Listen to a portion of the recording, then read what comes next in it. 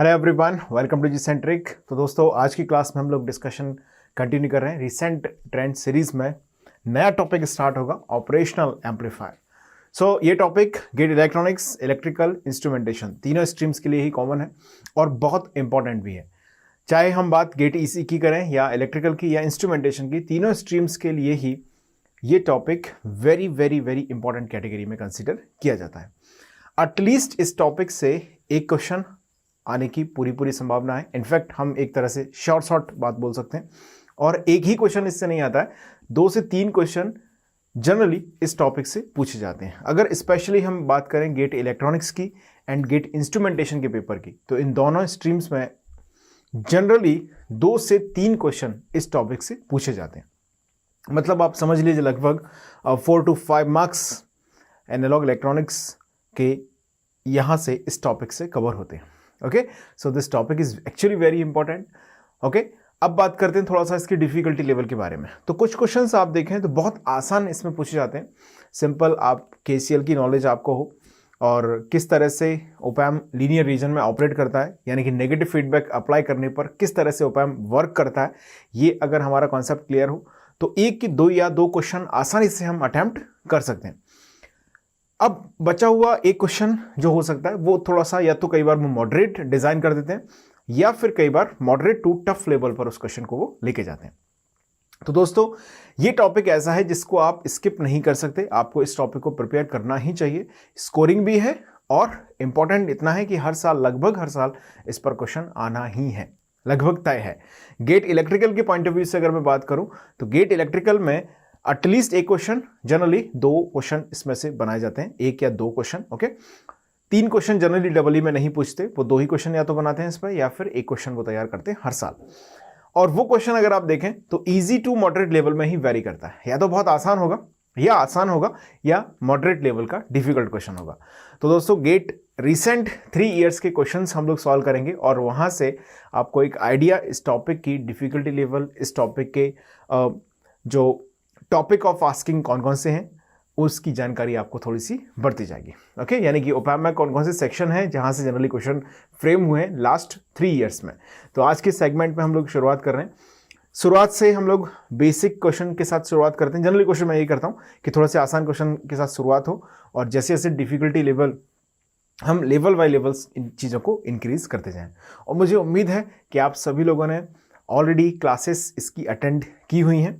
Okay, जी-सेंट्रिक application पर जाकर आपने सारी क्लासेस यहाँ पर अटेंड कर ली हैं ऑपरेशनल एम्पलीफायर की। इसके बाद आप इस टॉपिक को अटेंड करेंगे तो आपको थोड़ा सा और ज़्यादा इंटरेस्ट आएगा रिसेंट ट्रेंड सीरीज के अंदर। चलिए, तो शुरुआत करते हैं from the very first question.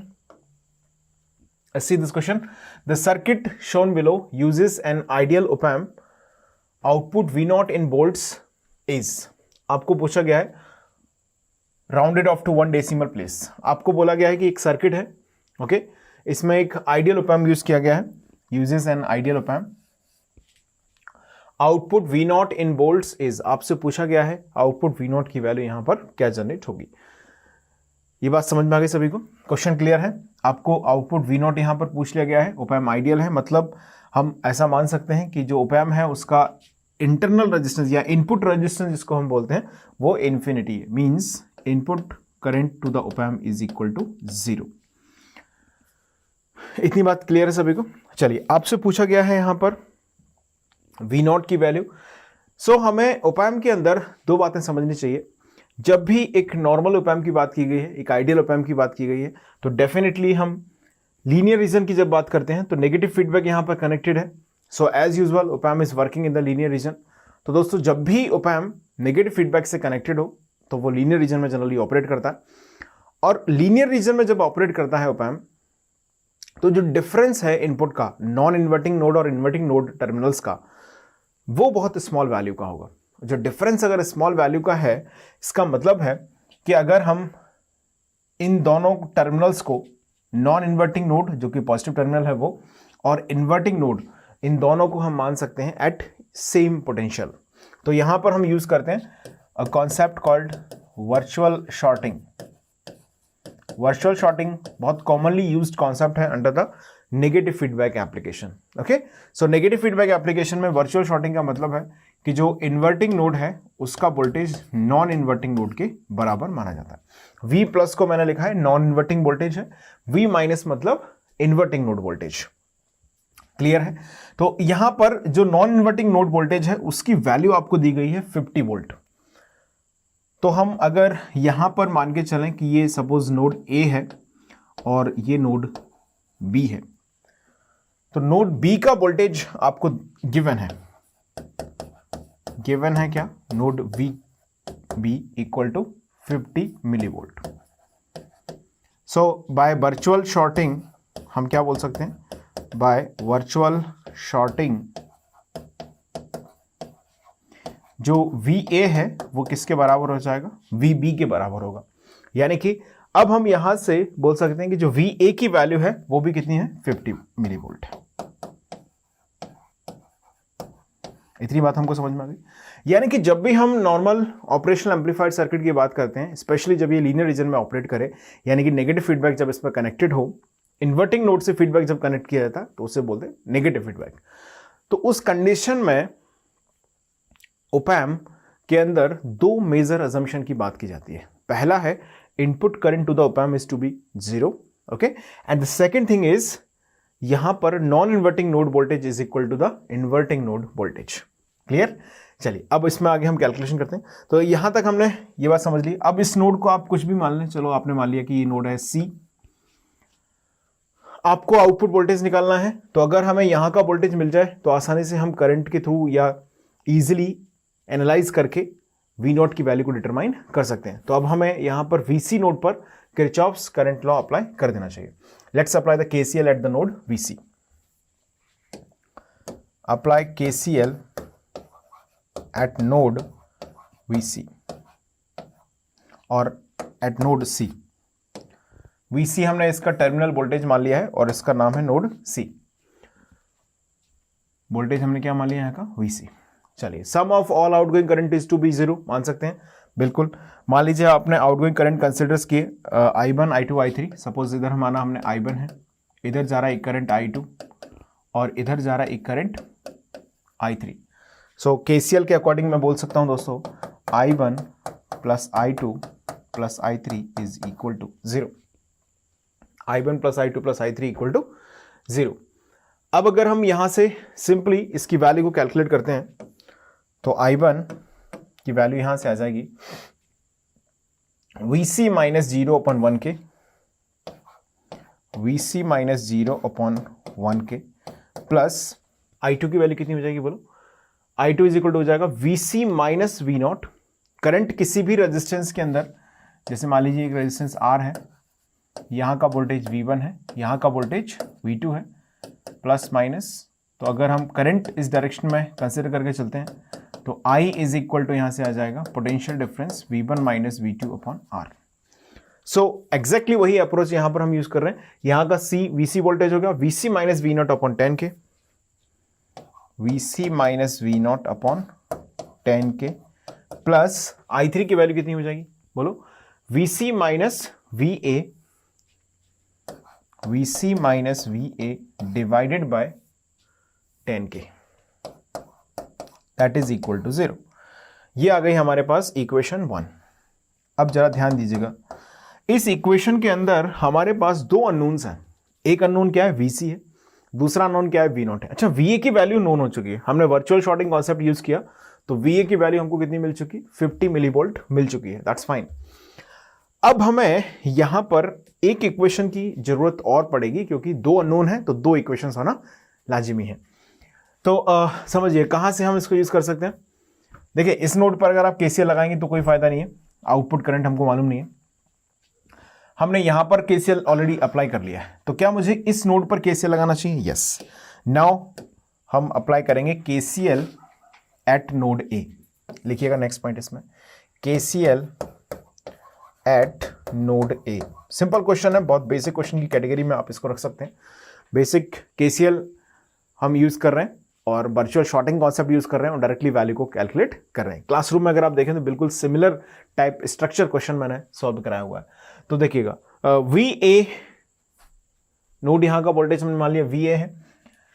सो दोस्तों, यहां से ओपैम्प में करंट तो जाना नहीं है, जीरो करंट जा रहा है ओपैम्प के अंदर। यहाँ पर हमने एक करंट ऑलरेडी हमें दिया है वैसे करंट ये वाला I3, इसी को कंसिडर कर सकते हैं। आप चाहें तो अलग से भी करंट यहाँ पर मान सकते हैं, कोई प्रॉब्लम नहीं है। चलो मैं अलग से मान लूँ I4 और I5, दो करंट मैंने कंसिडर किए। और जब भी हम किसी नोड पर KCL लगाते हैं तो irrespective of the direction of other node, आपको ये कंफ्यूजन की गुंजाइश बिल्कुल नहीं होनी चाहिए कि सर ये I3 हमने ऑलरेडी माना हुआ है, ये इस नोड की KCL इक्वेशन थी। क्लियर है? इसलिए मैंने अलग से यहां पर एक और इक्वेशन बनाई है जिस पर I4 करंट आउटगोइंग ले लिया है, कोई प्रॉब्लम नहीं है, सही आंसर आएगा। Okay, so don't get confuse. So VA जो नोड है उस पर अगर हम KCL लगाएं तो हम बोल सकते हैं I4 plus I5 equal to 0। Sum of all outgoing current हमने माना 0। अच्छा, I4 की वैल्यू कितनी है? VA minus VC upon 10K। I4 क्या हो जाएगा? VA minus VC upon 10K plus I5 कितना होगा? VA माइनस 0, इस नोड का वोल्टेज क्या है? 0 है, ग्राउंडेड है। VA minus 0 divided by 12K। VA minus 0 divided by 12K, यह आ गया इक्वल टू 0। इसको हम मान लेते हैं इक्वेशन नंबर 2। अब हमारे पास दो इक्वेशंस हैं, equation 1 and 2। From equation first and second. अब इक्वेशन 1 एंड 2 को आपको सॉल्व करना है। तो अगर हम इक्वेशन 2 को रियलाइज करें, इसी को अगर हम रियलाइज कर लें अभी एक बार, इक्वेशन 2 को ही, तो यहां से आपको VA की वैल्यू मालूम है, तो क्या हमारे पास VC की वैल्यू आ जाएगी? VC अपॉन 10K को हम लिख सकते हैं that is equal to VA 1/10 plus 1/12। Correct लिखा है यहां तक, K से K कैंसिल आउट हो जाएगा। ओके, तो यहां से हमारे पास VC की वैल्यू आ जाएगी, दैट VA की वैल्यू हमारे पास है कि नहीं? VA की वैल्यू है हमारे पास, that is 50 millivolt. Okay, so VC is equal to आ गया 50 into 10 to the power minus 3 into, यहां पर अगर आप LCM लेके सॉल्व करें इसको तो ये 10 इधर पहुंच जाएगा। एक मिनट, इसको थोड़ा सा मैं ऐसे लिख देता हूं, 50 millivolt 50 into 10 to power minus 3 into ये वाला 10 भी उधर पहुंच गया। K से K कैंसिल आउट हो जाएगा दोनों तरफ, यहां पर भी K था, ये K से K कैंसिल आउट हो गया, इंटू 10, यहां पर LCM में आ जाएगा 12 इंटू 120 ले लेते हैं LCM डायरेक्ट। ओके, 120 हमने LCM में लिया, तो न्यूमरेटर में आ जाएगा 10 12 प्लस 10 22। ओके, ये आ गया। सो VC की वैल्यू हम यहां से आइडेंटिफाई कर सकते हैं। VC कितना आ जाएगा? 50 into that is 5 into 10 to the power 2 into 10 power minus 0.5 है ना, 1/2 टाइम्स, और ये हो गया 1/2, ये हो गया 22, 11/120। Okay, this is the value of VC। अब हमें एक्चुअली V0 की वैल्यू रिक्वायर्ड है, और इक्वेशन 1 में सभी नोन है एक्सेप्ट V0, तो अब डायरेक्टली यहां से हम V0 की वैल्यू को फाइंड कर सकते हैं। चलिए इक्वेशन 1 को सॉल्व कर लेते हैं अब। फ्रॉम इक्वेशन 1, सो इक्वेशन 1 में अगर आप डायरेक्टली V0 की वैल्यू लिखें तो V0 by 10K equal to VC by 1K plus VC by 10 plus VC by 10। So VC को हमने कॉमन लिया, 1/10 plus 1 plus 1/10, 1 plus 1/10 plus 1/10 plus VA by 10, VA by 10। So K से K cancel out हो जाएगा, सो यहां पे K लिखने की जरूरत नहीं है दोनों तरफ से। V0 की वैल्यू आ जाएगी अब 10 into VC, VC means what, 11 into 120 times, यहां पर LCM में आ गया 10, तो यह आ जाएगा 1 plus 10 plus 1 plus 10 plus 1 12 into, is this all right? I think so, it's correct. Okay, plus VA की वैल्यू है 50 in millivolt, so 50 in 10 power minus 3 divided by 10, और ये 10 जो है यहां पर भी मल्टीप्लाई होगा, तो या तो आप इसको ब्रैकेट में रख दें इस तरह से, इस तरीके से। चलिए अब इसको सॉल्व कर लेते हैं। पहले V0 इक्वल टू आ गया 10 टाइम्स ऑफ, ये 120 है, ओके, ये 12 है, 120 है, तो कैंसिल आउट हो जाएगा यहाँ से, कितना हो गया देखिए ये 10 यहाँ पर है, ये 10 से कैंसिल हो गया, और यहाँ पर 12, 1/10, सो 11 is here, so 1.1 plus, is this correct? Yes, 12 into 10, yes 1.1, यहाँ से ये 10 हमने मल्टीप्लाई कर दिया अंदर, 1.1 प्लस यहाँ पर क्या बचेगा, 50 into 10⁻³ so 50 into 10⁻³ means 0.05, is this correct? Yes, 0.05. So finally हमारे पास आ गया V0 इक्वल टू 1.15 वोल्ट। ये लगभग यहां पर आंसर जनरेट होगा 1.15 वोल्ट V0 की वैल्यू। सो कैलकुलेशन थोड़ी सी इसमें मान सकते हैं, बाकी concept wise this question is actually very easy one. Okay, चलिए तो सबसे पहले आप स्क्रीन को पॉज करें और इस पूरे एनालिसिस को एक बार नोट कर लें। लिखा सभी ने? जल्दी से लिखिएगा। This question was asked in the GATE instrumentation paper 2021, 2021 में इंस्ट्रूमेंटेशन पेपर में से पूछा गया था। स्क्रीन को रोकिएगा। सबसे पहले आप ये लिखें, वर्चुअल शॉर्टिंग कॉन्सेप्ट की हमने बात की, फिर हम नेक्स्ट स्टेप में केसीएल लगाया at node C, I1, I2, I3, sum of all current is to be 0।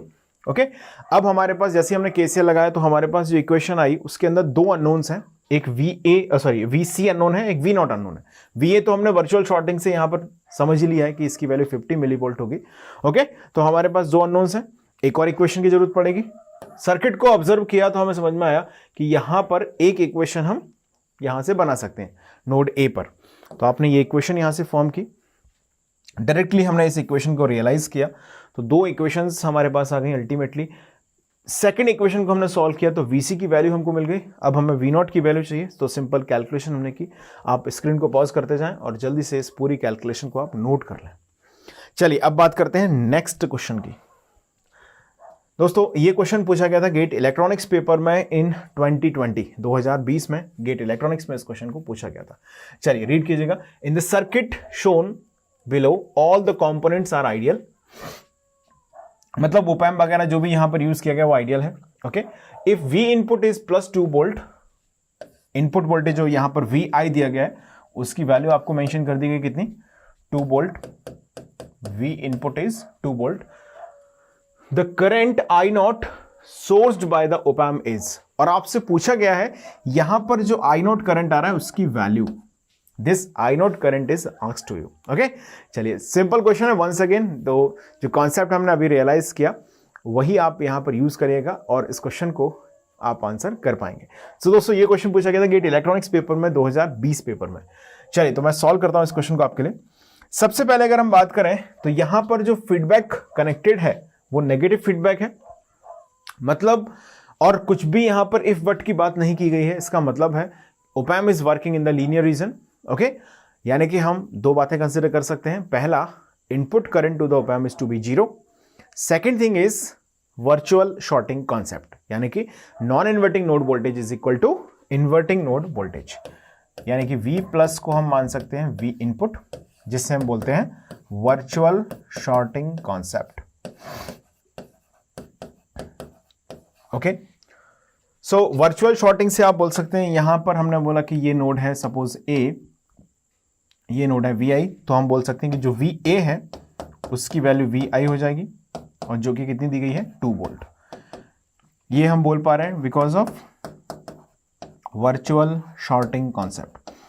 Theory class discussion में जो कंप्लीट सब्जेक्ट एनालिसिस है वहां पर मैंने वर्चुअल शॉर्टिंग कॉन्सेप्ट को बहुत अच्छी तरीके से डिस्कस किया हुआ है, तो आप अटेंड करेंगे तो आपको ये समझ में आ जाएगा। ओके, सो सबसे पहले हमने ये रियलाइज किया। दूसरी बात, हमें यहां पर हम एक वोल्टेज मान लेते हैं, आउटपुट टर्मिनल है तो क्या माने, V0 मान लेते हैं। ओके, अब एक चीज समझिएगा, यहां का वोल्टेज कितना है, 2 वोल्ट है। ध्यान दीजिएगा दोस्तों, यहां पर कुछ करंट जाना नहीं है, into the op-amp current is कितना है, 0। मतलब क्या मैं ऐसा बोल सकता हूं, ये 1 किलो ओम और ये वाला 1 किलो ओम दोनों सीरीज में है।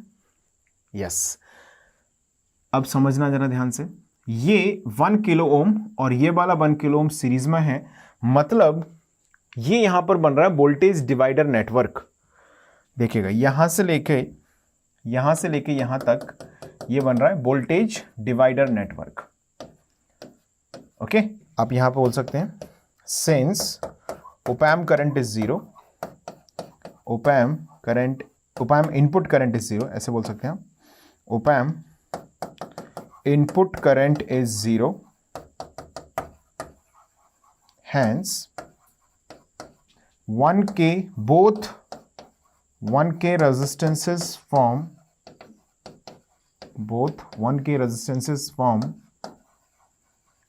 voltage divider network,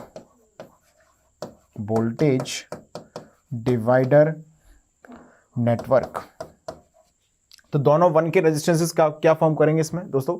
voltage divider network form करेंगे। हैंस हम बोल सकते हैं यहां से कि जो V0 होगा वो, अगर मैं VA की वैल्यू को लिखूं तो थोड़ा सा इक्वेशन के हिसाब से लिखें, अगर एक स्टेप और लिख लेते हैं, कोई प्रॉब्लम नहीं है। देखिएगा, हम अगर यहां से लिखें तो VA इक्वल टू लिख सकते हैं V0 into 1K divided by 1K plus 1K। क्या ऐसा बोला जा सकता है? 1K सीरीज रेजिस्टेंस हो गए। हालांकि देखिए सीरीज में ये नहीं है क्योंकि ओपैम यहां पर कनेक्टेड है, बट ओपैम के अंदर करंट नहीं जा रहा है, मतलब इस 1K में जो करंट जाएगा वही यहां पे जाएगा। तो हम बोल सकते हैं कि ये वोल्टेज डिवाइडर नेटवर्क बन रहा है क्योंकि ओपैम का करंट यहां पर है 0।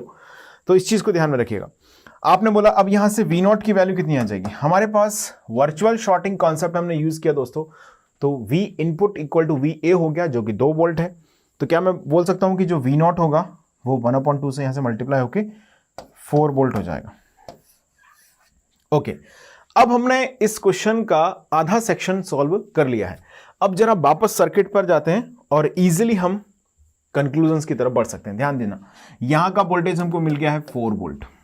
ओके, अच्छा यहां का वोल्टेज कितना है? एज यूजुअल वर्चुअल शॉर्टिंग से हमने फाइंड किया, यहां का वोल्टेज है 2 वोल्ट। तो क्या हम इस 1 किलो ओम रेजिस्टेंस का करंट निकाल सकते हैं? इसको आप कुछ भी बोल दें, I1 बोल दें। क्या हम इसकी वैल्यू निकाल सकते हैं? बिल्कुल निकाल सकते हैं। ओके, अच्छा हमने इसमें जो करंट जाना है इसको भी हम निकाल सकते हैं। I2 मैंने बोला इसको। मैंने यहां पर 2 करंट मान लिए दोस्तों, एक हमने माना I1 इधर जा रहा है, I2 इधर जा रहा है और I0 इधर आ रहा है। तो क्या मैं अगर इस नोड पर, इसको आप कुछ भी मान लें, नोड आउटपुट नोड मान लें, या हमने चलो मान लिया इसको C नोड मान लिया, एट नोड C अगर हम KCL लगाएं तो हम ऐसा बोल सकते हैं कि जो इनकमिंग करंट है वो I0 है और आउटगोइंग करंट है एक I1 और एक I2। यानी कि अगर मैं आपसे बोलूं KCL एट नोड C, तो आप क्या बोल सकते हैं? आप बोलेंगे इक्वेशन हो जाएगा I0 जो करंट है, जो कि इनकमिंग करंट है, वो इक्वल टू है किसके? I1 प्लस I2 के। I1 plus I2। अब दोस्तों सिंपल सर्किट लॉ हमें यूज करना है। अच्छा बताओ I1 की वैल्यू कितनी होगी? यहां का वोल्टेज 4 वोल्ट, यहां का वोल्टेज 2 वोल्ट। एज यूजुअल अभी मैंने डिस्कशन किया, रेजिस्टेंस R है, ये वोल्टेज V1 है, ये वोल्टेज V2 है, करंट I यहां पर फ्लो हो रहा है, तो I की वैल्यू हम लिखते हैं V1 minus V2 bye R। कई बार मैं इस चीज को लिख चुका हूं बोर्ड पर, वही सिचुएशन यहां पर बन रही है। देखो V0 4 वोल्ट है, 4 माइनस 2 डिवाइडेड बाय 1K, ये हो जाएगा I1। 4 minus 2 divided by 1K plus I2 कितना होगा बोलो? 4 वोल्ट, और ये कितना है? 0 वोल्ट, ग्राउंडेड है ना। V1 minus V2, 4 minus 0 upon 1K, 4 minus 0 upon 1K। सो दोस्तों I0 की वैल्यू यहां पर आ गई 4 माइनस 2 मतलब 2 अपॉन 1K यानी कि 2 milliampere, plus 4 minus 0 upon 1K यानी कि 4 मिली एम्पियर।